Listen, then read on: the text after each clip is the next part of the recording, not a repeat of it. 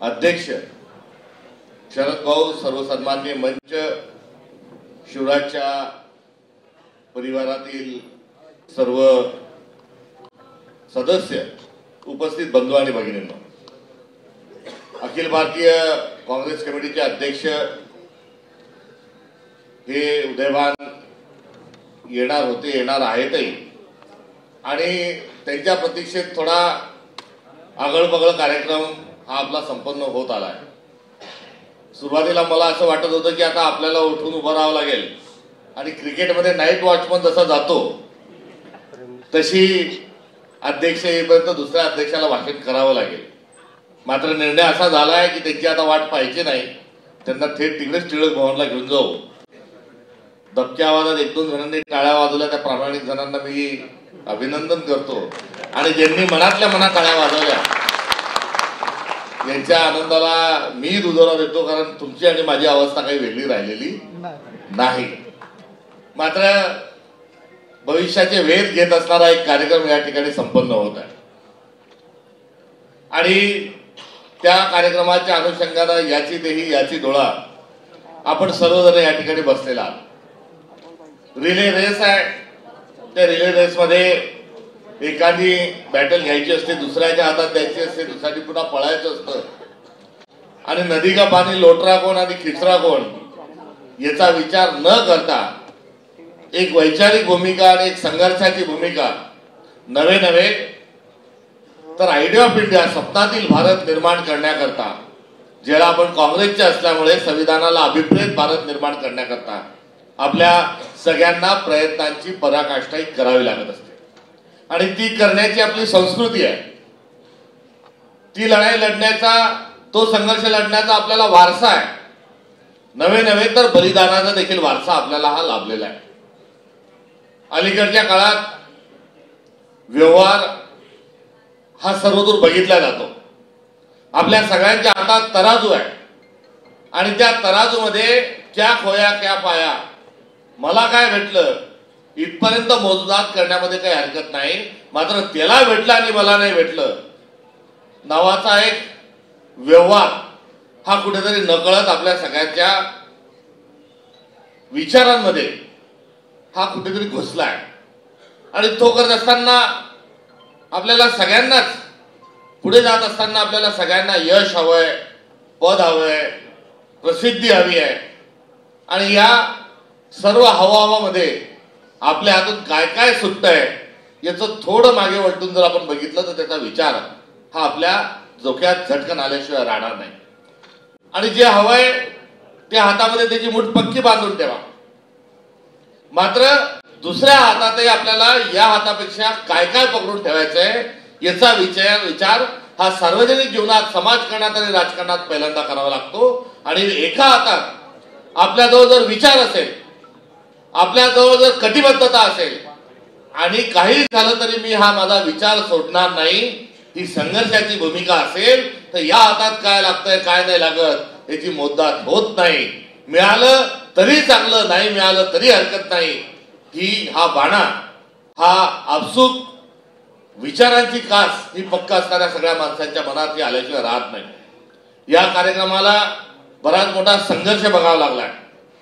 हजारों साल नरगिस अपने बेनूरी पे रोती है, तब जाके चमन में एक दिलावर पैदा होता है, असा हा व्यक्तिगत संघर्ष जरूर आहे, आणि तो व्यक्तिगत संघर्ष तसा असला तरी शिवराजच्या एका हातामध्ये तो विचार आहे, शिवराजच्या त्या एका हातामध्ये कटिबद्धता आहे, आणि झुकेंगा नहीं साला नावाचा एक किलिंग स्पिरिट हे त्याच्या अंगात आहे।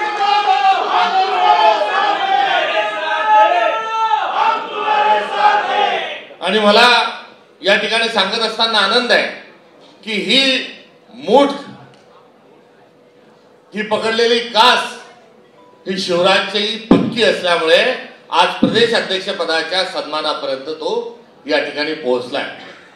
शिवराजला मी 2010 पासून ओळखतो, मला 4 वेळेस तिकीट मिळालं, 3 वेळेस निवडणूक जिंकलो, 1 वेळेस निवडणूक हारलो, मात्र 7 वेळेस मला काही तिकीट मिळालेलं नाही, आणि त्यातच 2009चं लगातार 2 तिकीट मला मिळू शकले नाही, या पार्श्वभूमीवर आता पूर्ण वेळ समाजकारण करायचं की काय अशा निर्णयात असतानाच मी दिल्लीला मला त्या ठिकाणी जाण्याची संधी मिळाली. मला त्या ठिकाणी बोलवणं आलं आणि राहुल गांधींच्या सोबत युवकांना कसं जोडता येईल या प्रक्रियेमध्ये याच्या प्रकल्पातला अखिल भारतीय काँग्रेस कमिटीचा मी जॉईंट सेक्रेटरी या नात्यानं पहिले काम करू लागलो. आणि आम्हाला जे राहण्याकरता खासदारांचं घर दिलं होतं पक्षाने, त्यामध्ये मी आणि माझा मित्र गिरीश चोडणकर आम्ही दोघे जण सामान्य परिवारातील, मी तरी बहुजन समाजातील एक आणि त्यासोबत माझे वडील ते अधिकारी, आणि त्या पार्श्वभूमीतून जरा एक पिढी शिकलेला मी कार्यकर्ता. मात्र गिरीशची वडील हे भाजीपाल्याचं दुकान त्यांचं होतं, तो शाळेत प्राध्यापकी करत होता आणि आम्हाला दोघांना एका घरात त्या ठिकाणी राहण्याची संधी मिळाली.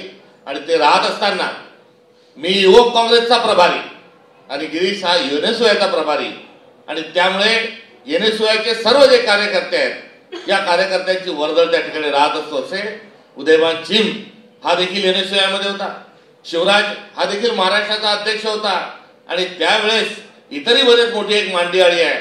मात्र त्यावेळेस हा युवक काँग्रेसचा राष्ट्रीय अध्यक्ष होण्याची कॅपॅसिटी असणारा, महाराष्ट्राचा पुढचा अध्यक्ष होणाऱ्या जणांची जी काही निवडक एक पॅनल होतं, एक नाव होतं, त्यामध्ये उदयभान सिंह पण होता आणि शिवराज मोरे देखील हे त्यामध्ये नाव होतं. आणि यामधला आज एक महाराष्ट्राचा अध्यक्ष तर दुसरा राष्ट्रीय अध्यक्ष आहे. आणि ही आपोआप होणारी प्रक्रिया नाही.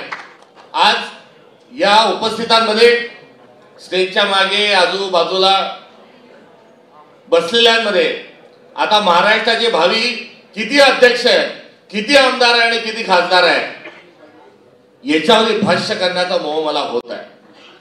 मात्र शिवराजवर काही ओळख आहे, कराडचा आहे, मराठी आहे, उदयभान काही अजून आश्वस्त वाटतो म्हणून नव्हे, तर त्यामागे त्यांचा संघर्ष आणि त्यामागे त्यांची कटिबद्धता आणि या पदापर्यंत पोहोचण्यामध्ये त्यांच्यात असणारं जे नेतृत्व आहे, या नेतृत्वाची चुणूक दिसली म्हणून हे भाष्य 15 वर्षापूर्वी मला करता आलं होतं. आज या ठिकाणी हेमंत उगले आपले आमदार आहेत, त्यांनी जाताना एक फार महत्वाचा मुद्दा सांगितला. जाणाऱ्या माणसांना सगळ्यांनी आता भरपूरशी मोठी मोकळी जागा आपल्याला करून दिलेली आहे आणि या मोकळ्या जागेमध्ये आता भरून काढण्याची मोठी संधी ही युवक काँग्रेसच्या निमित्ताने या ठिकाणी आलेली आहे. मी 99 साली वयाच्या 27व्या वर्षी जिल्हा परिषदेचा अध्यक्ष झालो. लाल दिव्याच्या गाडीत जीन्स पॅन्ट, टी शर्ट इनवाला एक कार्यकर्ता फिरायला लागला आणि एवढी मोठी संधी आणि एवढं मोठं जिल्हा परिषद अध्यक्षपद हे 99 साली त्याचा वेगळा करिश्मा आणि वेगळं त्याचं एक ग्लॅमर होतं. आणि असं असताना जिल्ह्याभरात फिरत असताना कुठे संध्याकाळच्या पंक्तीमध्ये कोणत्या नेत्याच्या इथे, कुठल्या कार्यकर्त्याच्या इथे, पदाधिकाऱ्याच्या इथे जेवण करत असताना पहिली पंगत बसली. त्या पहिल्या पंक्तीमध्ये जिल्हा परिषदेचा अध्यक्ष असूनही माझा काही नंबर हा लागत नव्हता. आता बफे बिफेचा विषय, तेव्हा ताट वाटी प्याला, वरती सगळ्या फुलपात्र असं घरात पंक्ती बसायच्या आणि त्यामध्ये जिल्ह्यातले जे इतर नेते आहेत, जे ज्येष्ठ नेते आहेत, जे मोठे मोठे पद आहेत, ही सर्व पदाधिकारी बसायची आणि दुसऱ्या पंक्तीमध्ये जिल्हा परिषद अध्यक्ष असूनही माझा नंबर लागायचा. मात्र त्यावेळेस एक घटना घडली आणि एका काँग्रेसच्या 2 काँग्रेस झाल्या आणि 2 काँग्रेस झाल्यानंतर पहिल्या पंक्तीत बसणारे 90% जे लोक आहेत हे दुसऱ्या पक्षात हे चालले गेले आणि नंतरच्या काळात पहिल्या पंक्तीतच मला ताट वाटी पेला आणि माझा जेवणामध्ये नंबर लागायला लागला. जर काँग्रेस पक्ष फुटला नसता तर पहिल्या पंक्तीत काही माझा नंबर हा पूर्ण अध्यक्षपदाचे 3 वर्ष झाले तरी लागला नसता. पुढे आमदारी बनण्याची संधी मिळाली, ती संधी कदाचित मला लागली नसती. मागे वळून पाहत असताना ज्यांनी ज्यांनी माझ्यावर विश्वास ठेवला, संधी दिली, त्यांच्याबद्दल कृतज्ञताचा भाव आहेच आहे.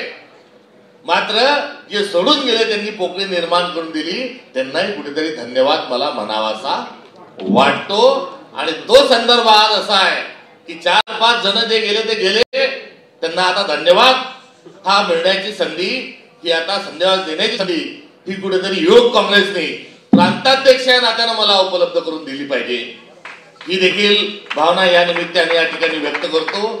288 जागा आहेत, निवडून आलेले आहे आपले आमदार 16 आहेत. याचा अर्थ काय की किती खाली आहे? 288 वजा 16 किती होतात? 272. आता या 272 ठिकाणी नेतृत्व आपण निर्माण करणार का?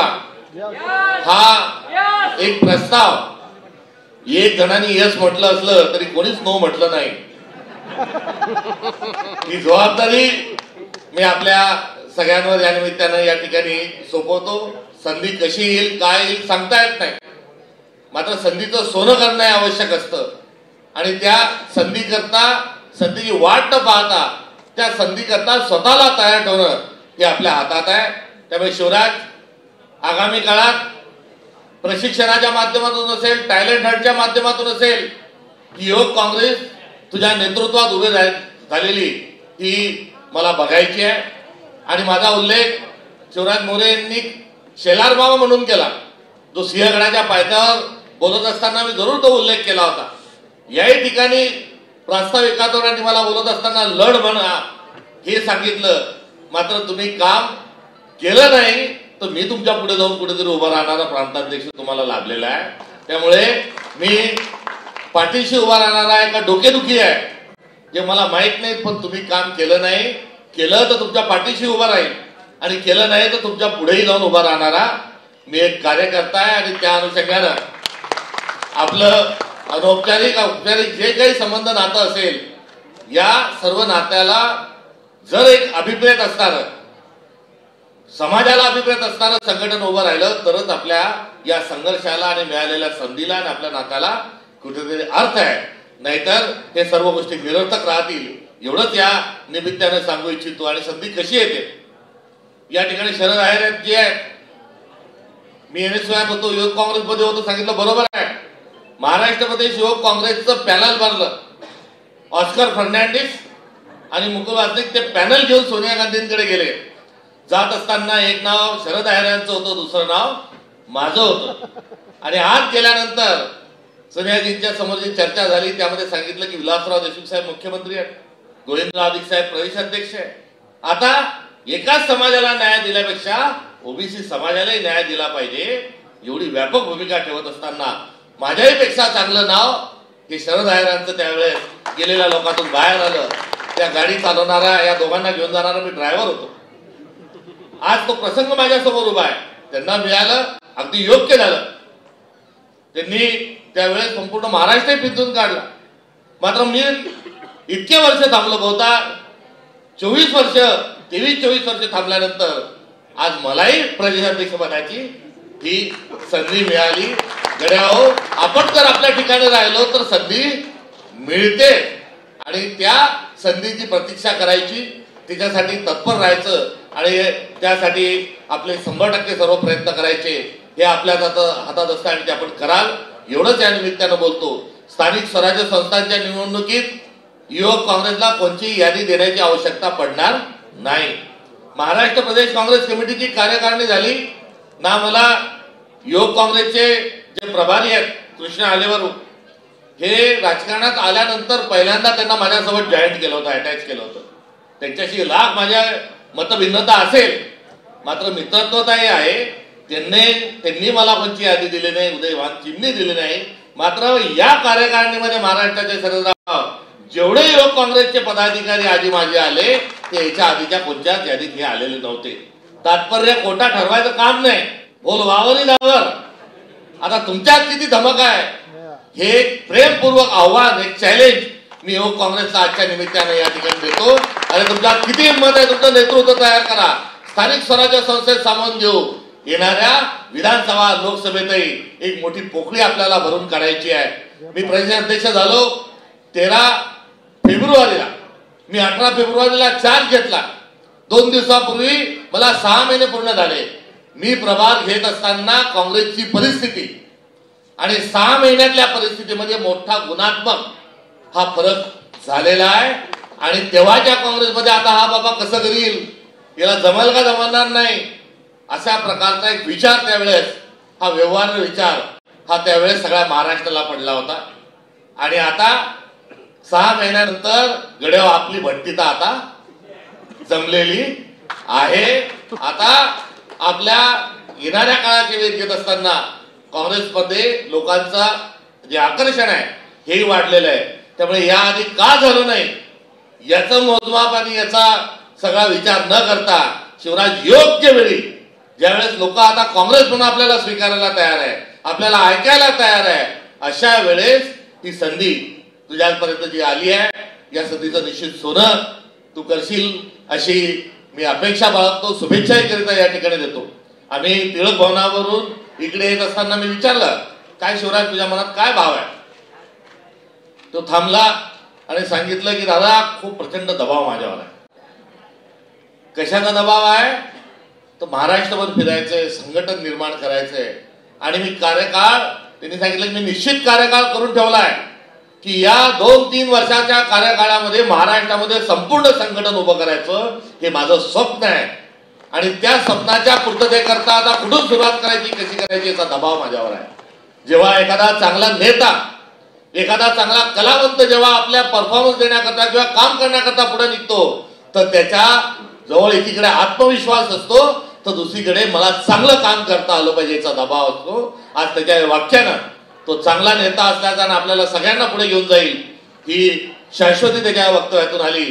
त्या जबाबदारीचं भान असणारा एक नेता महाराष्ट्राला मिळाला, त्याबद्दल मी त्याचं अभिनंदन करतो. मी आल्यापासून बघतोय, आल्या आल्या त्याच्या आईचे डोळे लाल झालेले आहेत, त्याच्या डोळ्यात पाणी आहे, त्याच्या पत्नीच्या चेहऱ्यावर उत्साह आहे, कौतुक आहे. ज्या आईच्या डोळ्यात पाणी आहे, ज्या वडिलांचा आज ऊर, आपला मुलगा हा शिवराज आज महाराष्ट्राचा अध्यक्ष झाला म्हणून ऊर भरून आलेला आहे, अशा प्रक्रियेतून कोणी जर एक माणूस हा महाराष्ट्राचा जर अध्यक्ष होत असेल तर हाच माणूस, असाच कार्यकर्ता हा भविष्यात महाराष्ट्राचा नेता होऊ शकतो. पॅरेशूट मधून पडलेला माणूस होऊ शकत नाही. मी जास्त बोललो तर त्यांचे डोळे अजून अश्रू त्यांच्या डोळ्यातून सुरू होतील. करिता मी इथेच या ठिकाणी थांबतो. मुलगा जो आहे त्याचं भाषण जेव्हा सुरू होतं, काय नाव बरं अवघड ठेवलं कडे, काय विश्वसेन. जसं आईच्या गर्भात अर्जुनाने चक्रव्यूह समजून घेतलं होतं, आज तो बोलत असताना त्याच्या पत्नीच्या मांडीवर त्याचा मुलगा झोपलेला होता. जणू अर्जुनाने जसं सगळं चक्रव्यूह समजून घेतलं होतं, तसंच चक्रव्यूह आज त्याच्या मुलालाही या ठिकाणी बाळकडू कुठेतरी मिळालं, असं जर मी म्हटलं तर अतिशयोक्ती की होणार नाही.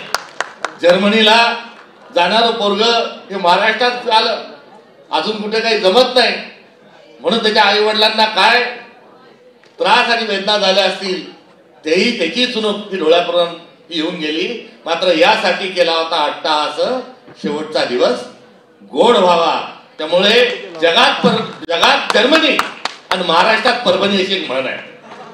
आता तू जर्मनीला जरी नाही गेला तरी महाराष्ट्रातल्या परभणीमध्ये जाऊन आता संघटन उभं करून एक महाराष्ट्रात एक नवीन नेतृत्व देणारा एक युवक, ही ओळख तुझ्या निमित्ताने या ठिकाणी निर्माण होईल असंच या ठिकाणी सांगतो. आणि सुनबाई जर जर्मनीला गेला असता तर तुझ्या हातात लागला नसता. त्यामुळे जो होता है अच्छे के लिए होता है ही भूमिका स्वीकारून आता पुढे जात असताना मागे वळून न पाहता केवळ भविष्याचे वेध घेत असताना शिवराज पुढे जाईल आणि शिवाजी महाराजांना अभिप्रेत असणारा समाज हा निर्माण करेल ही अपेक्षा या ठिकाणी बाळगतो. थांबतो. धन्यवाद.